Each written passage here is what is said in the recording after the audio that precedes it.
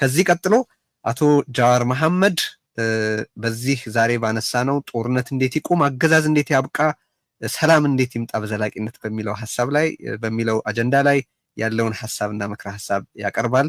ጃዋር መሐመድ መድረኩን ወደ አንተ አሻግሬዋለሁ፣ መቀጠል ትችላለህ።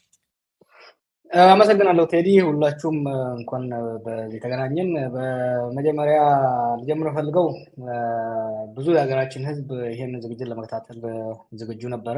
ኢንተርኔቱን በመዝጋታቸውና እድሉን ስለነፈጓችሁ አዝናለሁ። ግን አንድ ነገር ቃል ልግባ። የእኛ ሰው ሲተርት ጤቂ እንዳይመረም ይወፍቱ ይላል። እልህ ከማር የበለጠ ይጣፍጣል። ይሄን በኢንተርኔት ያላቸው ሞኖፖሊ ይዘው እንዳይቀጥሉ እንሰብረዋለን። ይሄ ቃል እንገባለን፣ መንገድ እናፈላልጋለን። ከእንግዲህ በኋላ ከዚህ በፊት የነበረው አገዛዝ በቴሌቪዥን የነበረው ሞኖፖሊ እንደሰበር ነው ሁሉ ይሄንን ለመስበር አንተኛም ተስፋ እናደርጋለን። በመቀጠል የዚህ ዝግጅት አዘጋጆች ይሄን በጣም አስፈላጊ አንገብጋቢና ጊዜያዊ የሆነ ዝግጅት ያዘጋጃችሁ የትግል አጋሮች ያለኝን አድናቆትና ምስጋና ለመግለጽ ወዳለሁ። በተለይ ደግሞ አቶ ልደቱ አያሌው የሀገራችን ፖለቲካ ወላፈን የተቃጠለ ነው የሚያውቀው። ይሄ ወላፈን ሁሉ ከአመት ወደ አመት እየወረደብህ በክረምትና በበጋ በሰላማዊ ትግል ላይ ያለህን ቁርጠኛ አቋም ሳትወላውል እኛ ገና ፍንዳታ ወጣት በነበርንበት ዘመን ጀምሮ እስከዛሬ በመቀጠልህ ያለኝን አድናቆት መግለጽ ወዳለሁ። በተከታይ ደግሞ የኛ ሀገር ትግል የሚገርም ሁለት አንጋፋ ታጋዮችን እዚያ ያለው አቶ ዩሱፍ ያሲንና ጃልታ አብዲ ከተማሪዎች እንቅስቃሴ ንቅናቄ ጀምሮ እስከዛሬ ድረስ በኢትዮጵያ ውስጥ እኩልነት፣ ፍትህ፣ ዲሞክራሲ እንዲሰፍን ደከመን ሰለቸን ሳይሉ ህይወታቸውን በሙሉ መስዋዕትነት አድርገው ዛሬም በዚህ እድሜያቸው ሳይደግማቸው ዛሬም ተስፋ ሳይቆርጡ ስንቱ በኔ እድሜ ያሉ ተስፋ ቆርጠው እጅ በሰጡበት ዘመን በዚህ በመቀጠላችሁ ያለኝ አክብሮት ያለኝ አድናቆት ሊሰፈር ሊመዘን እንደማይችል ልገልጽላችሁ እወዳለሁ።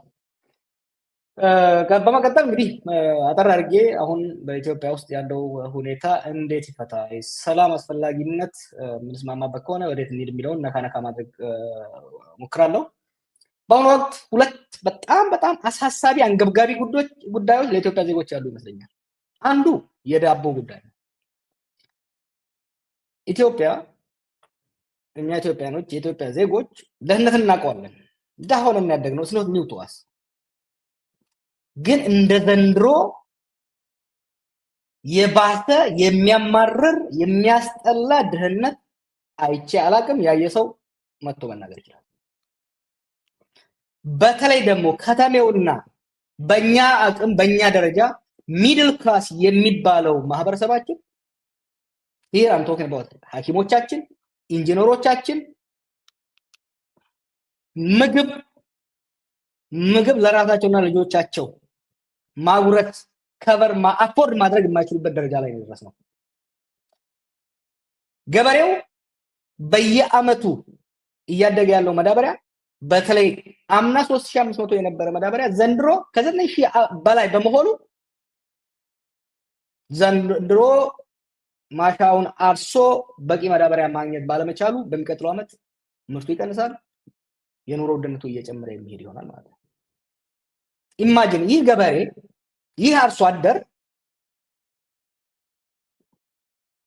በጦርነት ምክንያት ቄው ላይ ማረስ ሳይችል በጎጃምና በምስራቅ ሸዋ በቆሎ እንዳይዘራ እየተከለከለ ያም ሳያንስ ቀርቶ መዳበሪያ በጥፍ ተጨምሮበት መስራት ያልቻለበት ይህ ደግሞ truly speaking ኢትዮጵያ ውስጥ ከዚህ በፊት ታይቶ የማይታወቅ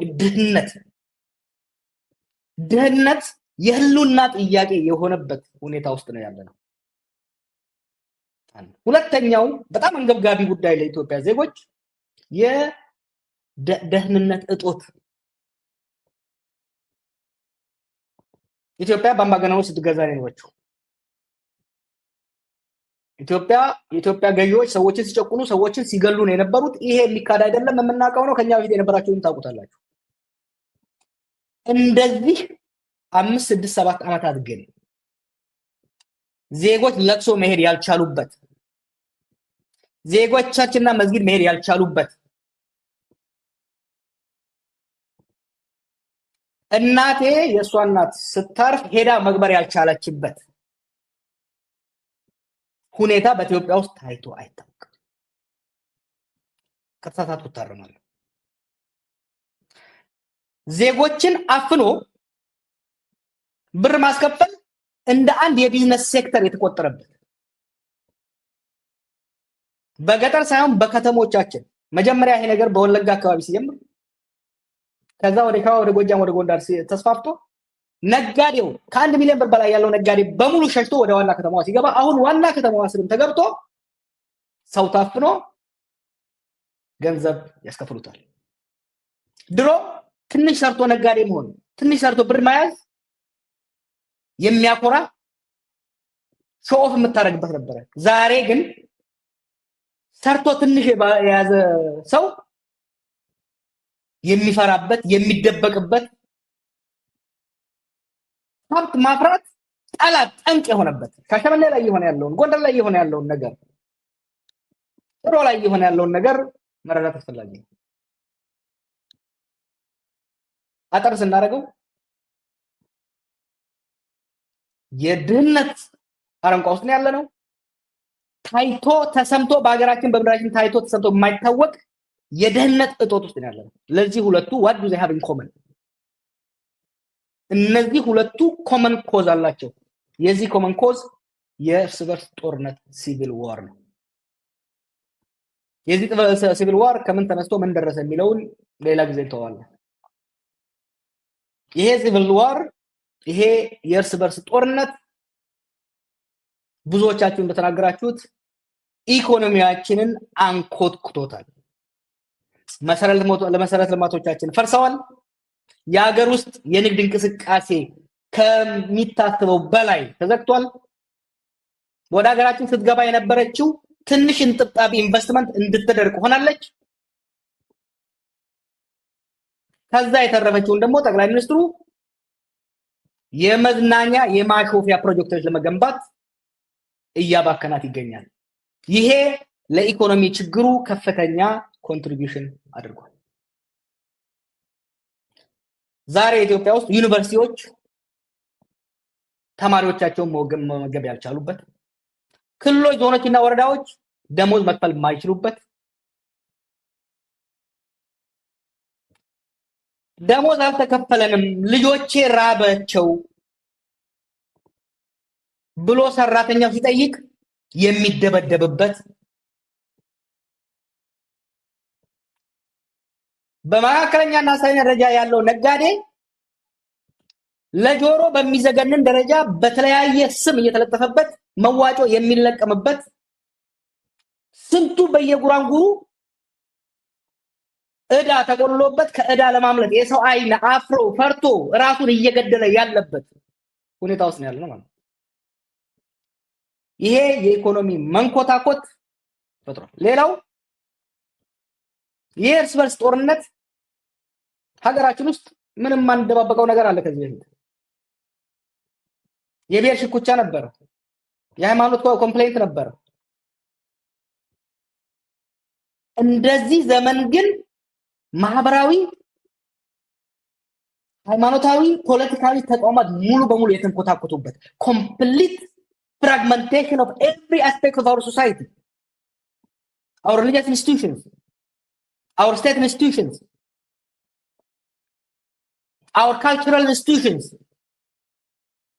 ፍርክስክታቸው የወጣበት ዋጋ ያጡበት የተወረዱበት ህዝባችንን አንድ ላይ እንደ ግሉ ይዘው ያሉ እሴቶቻችን ከቀን ወደ ቀን እየተመናመኑ እየተሸራረፉ እየወደሙ ያለበት ሁኔታ ውስጥ ገብተናል ማለት ነው። ይህ ስለሆነ ጦርነትን ማስቆምና ሰላም ማምጣት ለኢትዮጵያ ከማንኛውም አጀንዳ ቀድሞ ቅድሚያ ሊሰጠው የሚገባ ጉዳይ ነው። ይሄን ለማድረግ በሶስት ደረጃ መሄድ አለብን ብዬ አስባለሁ። የመጀመሪያው we must silence the guns።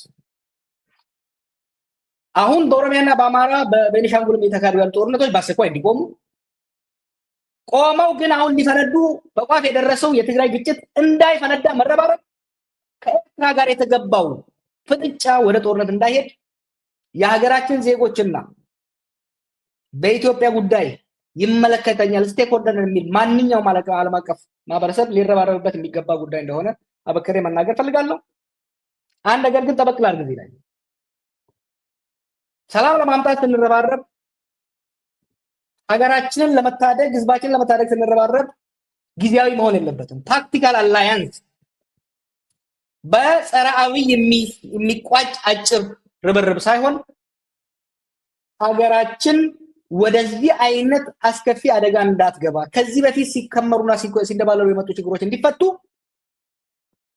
ከእንግዲህ በኋላ የሚመጣው ሽግግር በሽግግር በቋፍ ላይ እንዳለ ይታየኛል። ከዚህ በኋላ የሚመጣው ሽግግር እንዳይጨናገፍ እንዳይጠለፍ ካሁኑ ሰፊ መሰረት ያለው ህዝባዊ ውይይት ድርድር ኒው ሶሻል ኮንትራክት መገንባት ላይ መረባረብ ያስፈልጋል። ይህ ስንል የፖለቲካ ልዩነት ያለን ሰዎች መነጋገር አስፈላጊ ነው። ከጃልመሮና ከዘመነ ካሴ ጋር በትግል ጉዳይ አልስማማም። ከአቶ ገዱና ከደብረጽዮን ጋር ከዚህ በፊት የኢህአዴግ አካል በነበሩበት ወቅት እኔ እዚህ ቆሜ እነሱ እዛ ቆመው ስንተካተክ ነበር። ከልደቱ ጋር ከቴድሮስ ጋር በፌደራል ጉዳይ አልስማማም።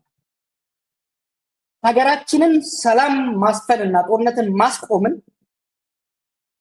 አስፈላጊና ግዴታ መሆኑ ስለሚታይ እነዚህ ልዩነቶቻችን በምንም መልኩ ሊያግዱን የሚገቡ አይደሉም።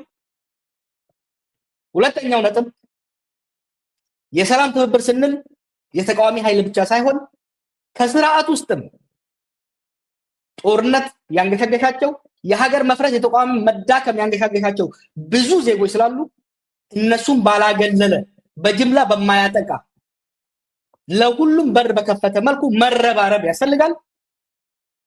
ሁሉን አቀፍ ሁሉን የሚያሳትፍ ህዝባችንና ሀገራችንን የሚመስል ሰላም ለማምጣት መረባረብ ከዛ በኋላ ደግሞ ህዝባችንና ሀገራችንን የሚመጥን በሰጥቶ መቀበል ላይ የተመሰረተ የፖለቲካ ድርድርና ስምምነት አድርገን ሀገራችንን አሁን ከገባችበት ችግር ማስወጣት ብቻ ሳይሆን የሚቀጥለው ትውልድ የኔና የኔ መሰል ልጆች ጦርነትና እርዛት የማይወርሱበትን ኢትዮጵያ መገንባት አለብን፣ መገንባትም እንችላለን ብዬ አምናለሁ። አመሰግናለሁ። በጣም አመሰግናለሁ ጃዋር።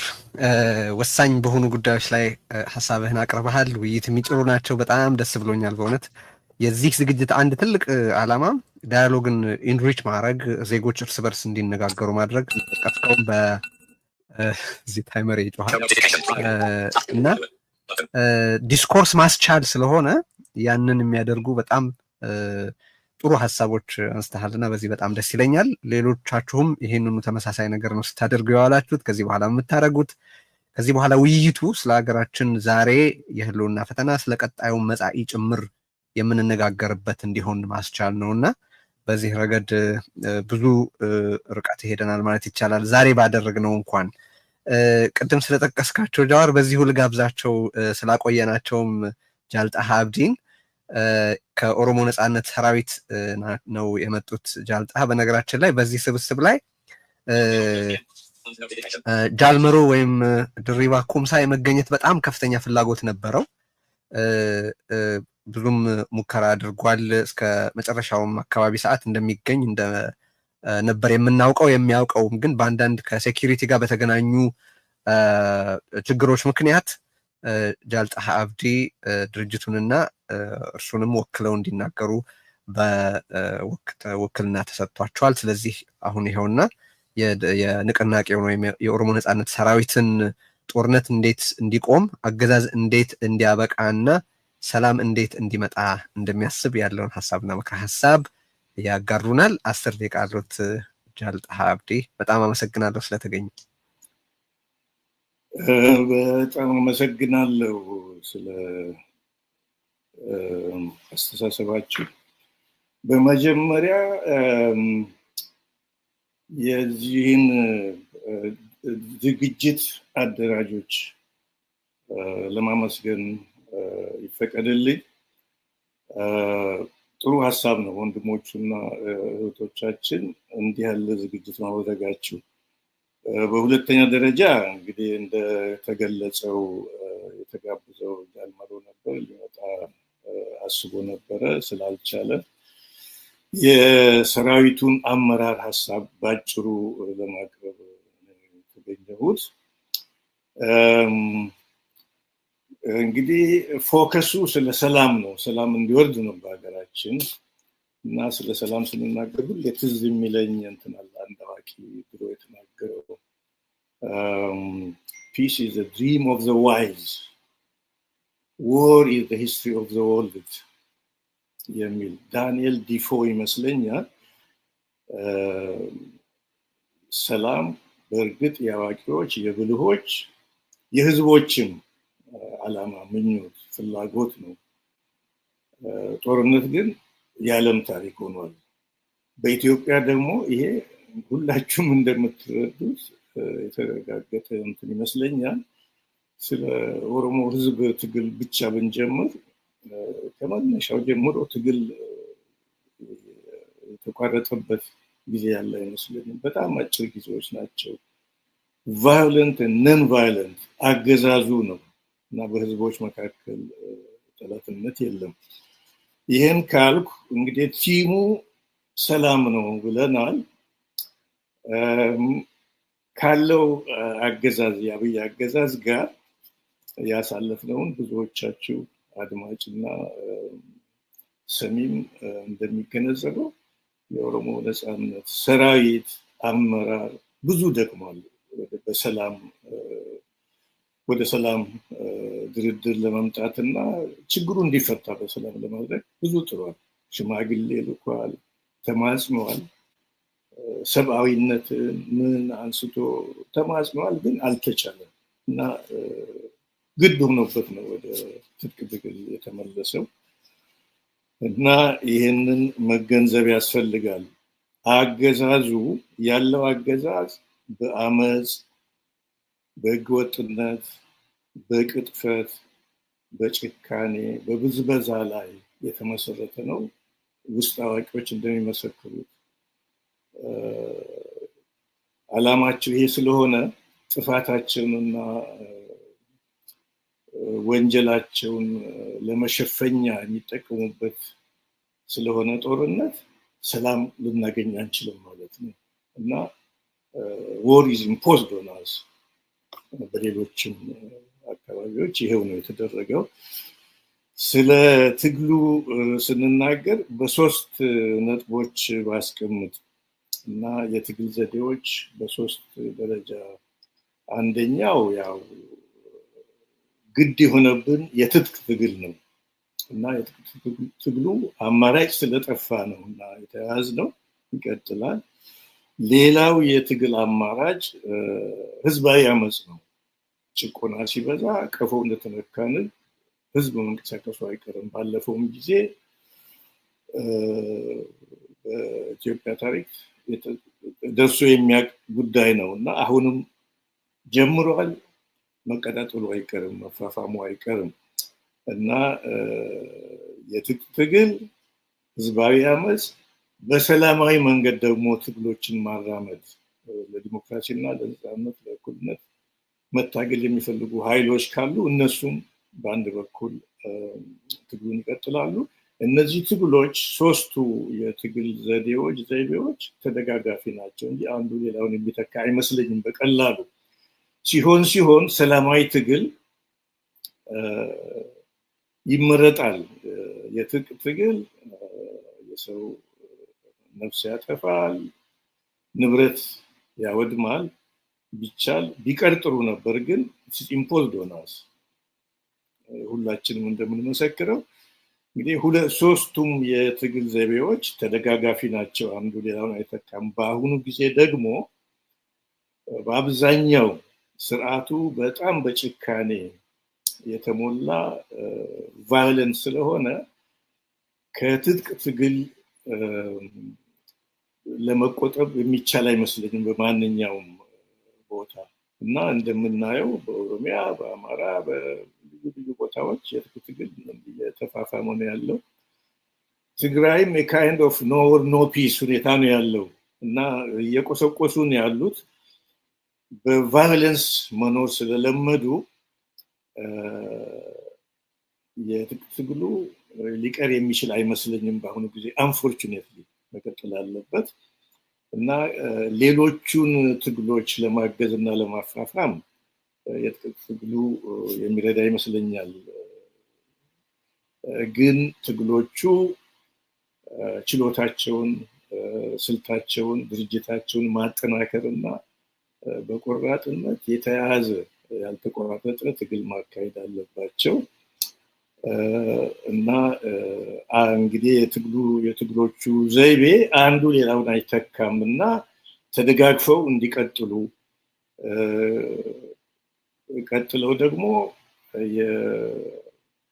የዳያስፖራውንና የዓለም አቀፉን ህብረተሰብ ድጋፍ እንዲያገኙ ማድረግ ያስፈልጋል ምናልባት እንደ መጨረሻ ነጥብ ማንሳት የምፈልገው በትግሎቹ መካከል በታጋዮቹ ድርጅቶች መካከል ያለውን ግንኙነት የሚመለከት ነው ልዩነት አለ ዴፊኒትሊ በአስተሳሰብ የትግሉ ታሪክ እያንዳንዱ የትግል ታሪክ የህዝቦች ብሶት የተለያየ መሰረት ያለው ነው ልዩነቶች አሉ ልዩነቶቹ ግን የፖለቲካ ልዩነቶች ናቸው በህዝቦች መካከል ምንም አይነት ጠላትነት የለም ይሄ የታወቀ ነው ስለዚህ ትግሎቹ ድርጅቶቹ እንዲተባበሩ መግባባት ይጠይቃል መነጋገር ያስፈልጋቸዋል ካለው አገዛዝና ካለፉትም አገዛዞች ጋር ጊዜ እና ቻንስ ሲገኝ የሰላም ንግግር ተደርጓል አሁንም በመካከላቸው እንደው ምሳሌ እንዲሆን የፖለቲካ ልዩነቶች ያስተሳሰብ ልዩነቶች በሰላም መፈታት እንዳለባቸው ለማረጋገጥ በትጥቅም ትግል ያሉ በፖለቲካም ትግል ያሉ ሁሉ በግልጽም ሆነ በህቡ እንደሚመቻቸው መነጋገር መግባባት ስላለው ሁኔታና ስለወደፊቱ የህዝቦቻችን የህዝቦች እድል መወያየት ያስፈልጋል እና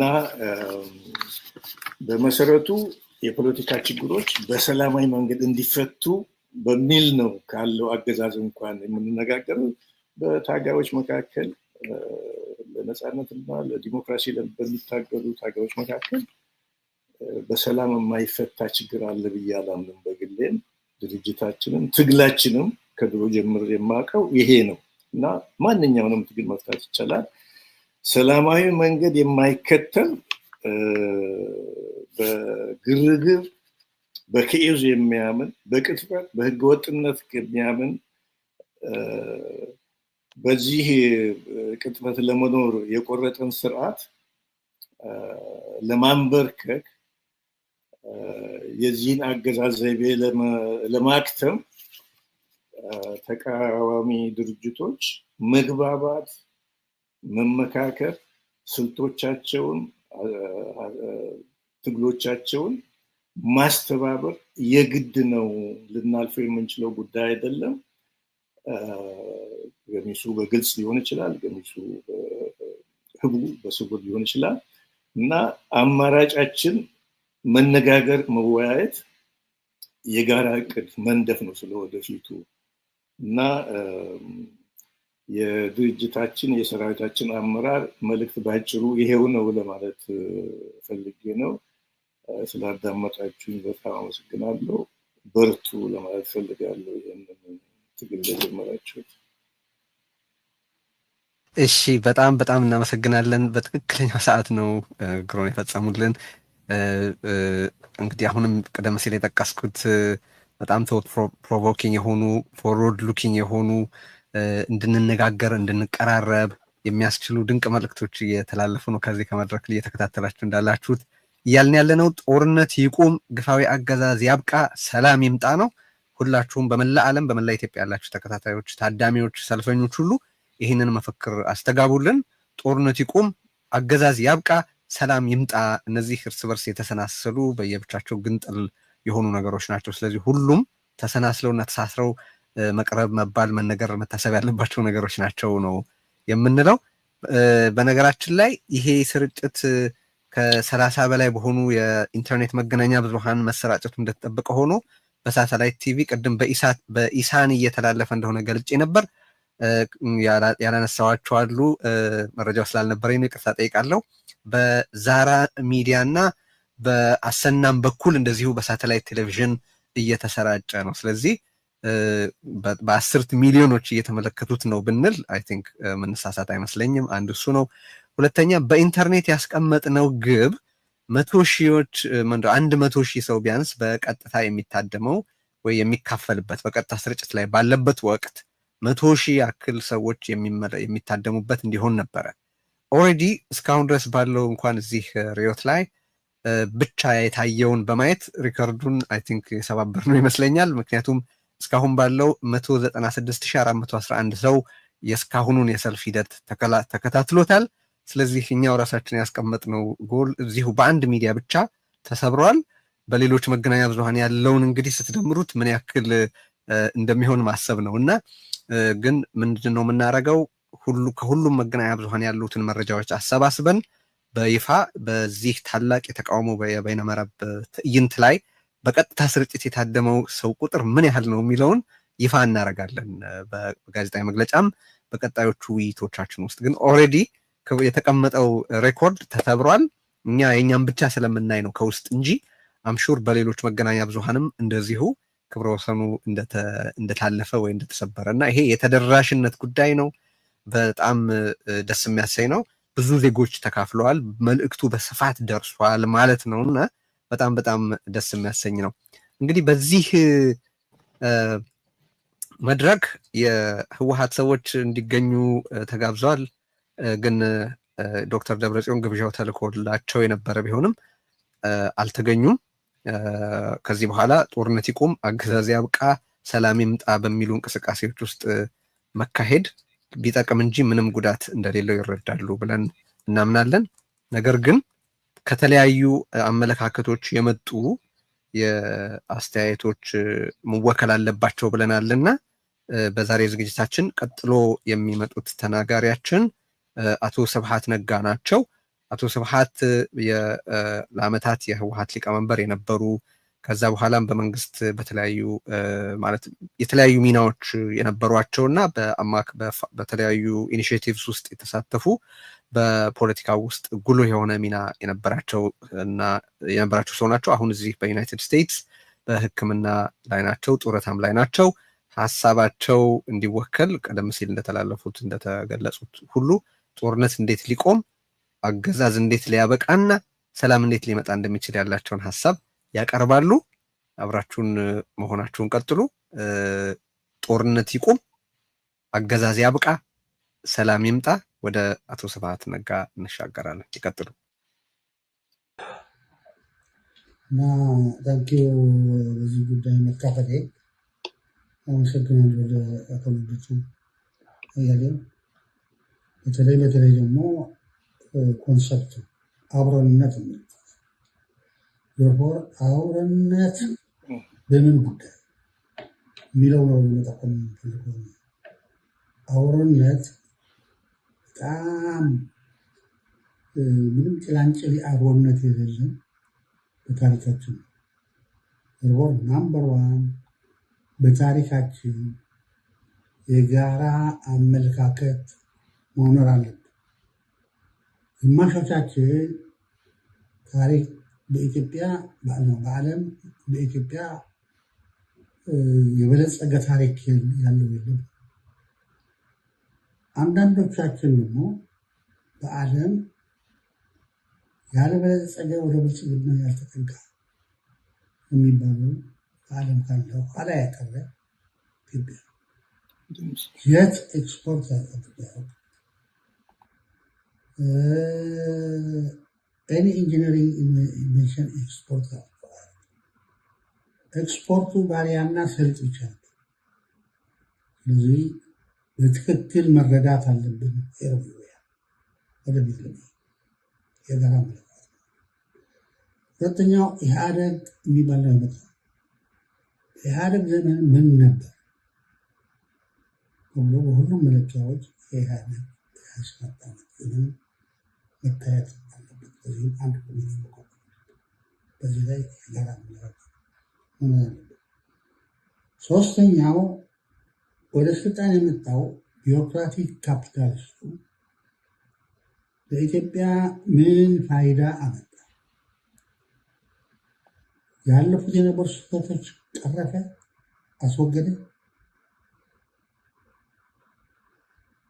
በኢህአደግ ዘመን ኮራፕሽን አለኝ ተብሎ የተዘረዘሩ አጠፋቸው ወይስ ቀጠለ?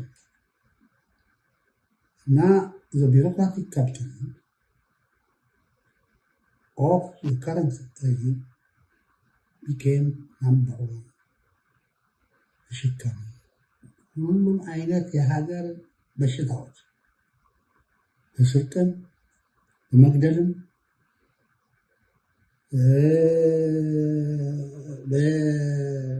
በዲሞክራሲ መቅበርም ሁሉም አይነቶች ለዚህም አንድ ኮሚቴ ተቋቁሞ ማለት በዚህ ከሄድ ሲናሪዮ የኢትዮጵያ ዕጣ ፈንታ ምን ይሆናል? በውስጣችን በእያንዳንዳችን ከዛይ በኦሮሞ በአማራ በእያንዳንዳችን within ourselves and between ourselves and ለውጭ ጠላቶች ደግሞ ክፍት ነው። 30 የውጭ ኃይሎች ብቻቸውን በኢትዮጵያ ለጥቅማቸው በወታደሮች ማለት ነው በእልቂት እና ሲናሪዮ ሁኔታው ነው። ሲናሪዮ ፕሮጀክት የሚያደርግ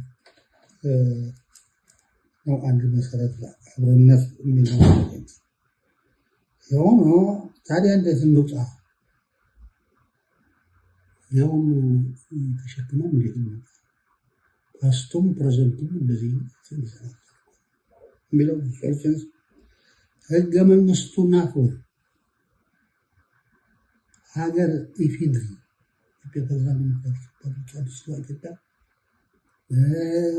ጉጉትና ለጥልቀት ያለው ስህተት አንቀጽ 104 እና 105 ማንኛውም መፍትሄ ያለው በህገ መንግስቱ ውስጥ አብሮ ነው ለምንድን ከህገ መንግስቱ ውጭ ምንም ነገር ነው ህገ መንግስቱ የሚያጠና ያስተምር ነው። ሌላው የህገ መንግስቱ ዘመን አይነት ስርዓት ነው የሚለው ካፒታሊዝም ኤክስትሪምሊ ቻሌንጂንግ ነው። ሪሶርስ የለም ያለን ባለሀብት ኢንተርፕረነሪያል አይደለም ያለን ሌበርን ሀይል ስኪል አይደለም። ጃፓን ሌበር ከስኮትላንድ ከስዊድን የሚወዳደር እንግሊዝ የሚወዳደር ወርወር ቻሌንጅ ያመጣል። ቻሌንጅ ናውቀን ያንን መመከት አለብን። ቻሌንጅ ፈተናዎች ማለት ነው። ህዝቡ በሀገሩ ጉዳይ ላይ ንቃቱ መጠናከር አለበት። ለኢትዮጵያ ህዝብ አንድነት የሚያስፈልገው ኃይል በዓለም የለም። የደረሰበት ግፍ የሚደርስበት ያለ ግፍ በጣም እጅግ አሰቃቂ ነው እና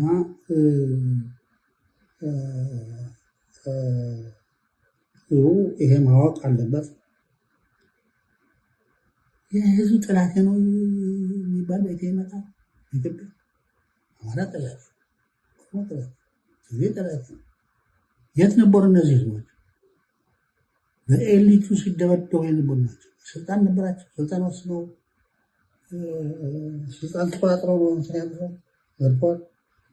ህዝብ እንደ ኢትዮጵያ ህዝብ እያንዳንዱ መዋደድ ያለበት መፈቃቀር ያለበት ዓለም ታይቶ የማይታወቅ በሽታ የነበረበት አሁንም ያለበት ሆነ ይሄዱ ንቃት ያለ እንትን መሆን አለበት። ፓርቲ በዓለም በካፒታሊስት ግንባታ ከሌበርና ከካፒታሊስቱ ውጭ ሁለት ጓደኛሞች ናቸው። አንድ የራሳቸው ፖሊሲ ያላቸው ግን ካፒታሊዝም የጋራ ነፃ የሆነ ሶቨሬን የሆነ እና የፖለቲካ ምርጫ ቦርድ ይህን ማትኮር ያለብን ለፓርቲዎች በቁጥር ሳይ ፈቃድ ይሰጣል። የብሔር ከሆነ ይሄን ያቁጥር ኢንተርናሽናል ከሆነ ይሄ ቁጥር ለእንደዚህ እንኳን ለስኩል ይከፍት ክራይቴሪያ ኳሊቴቲቭ ወርፎ ክላስ ኦሪየንቴሽኑ አይዲዮሎጂ የሚባል ኮንሰፕት አለ። አይዲዮሎጂ ካለ ሰልፍ የካፒታሊዝም ታውቆት ሌሎች ካሉ ፓርቲዎች ከራይ ሰብሳቢዎች ናቸው። ከራይ ሰብሳቢዎች እንደሆነ እናያለን። ሰላም በኢትዮጵያ መከላከያ ሚኒስቴር የሀገር ውስጥ ሰላም ይጠብቅ አይቶም አይታወቅም። መከላከያ ሚኒስቴር ከውጭ ነው እንጂ ከውጭ የሚመጣው ማለት ለመቀበል ይሄ በዲሞክራሲ ሰላም ውላጅ ነው። ማነው የወለደው? ዲሞክራሲ ማነው የወለደው? ማታው ፍትሃዊ የሆነ እነሱ በማስመጣት እነሱን በማሳደግ ነው በጥይት ሰላም ተጠቃቁ ሰላም ወይዘን ሰላም ቢትዊን ካንትሪስ ደግሞ ዲፕሎማቲካል ነው እንጂ ከሀገር ጋር ግጭትን በጥይት ይፈታል አይባልም። ጅል ነው። ለምንድን ነው ሩሲያ የምትቆል ነበር? ካላቸው ልዩነት በዲፕሎማቲካል ነው። መከላከያ የሚቋቋም ለመከላከል ለመውረር አለ። ሌላ ሀገርም ለመውረር ነው።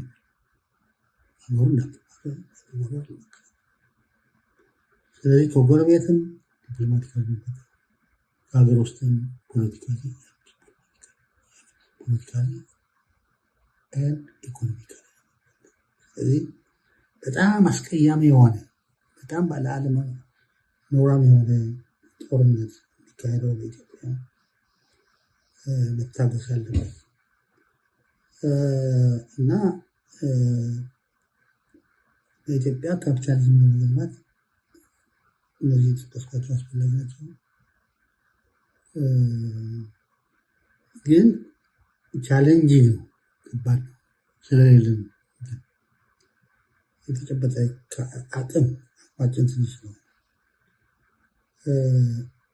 ትሬቶቹም አሉ። 3 ትሬት ተቋቁሞ መጣራት ያለባቸው አንዱ ትሬት ኪራይ ሰብሳቢነት ነው።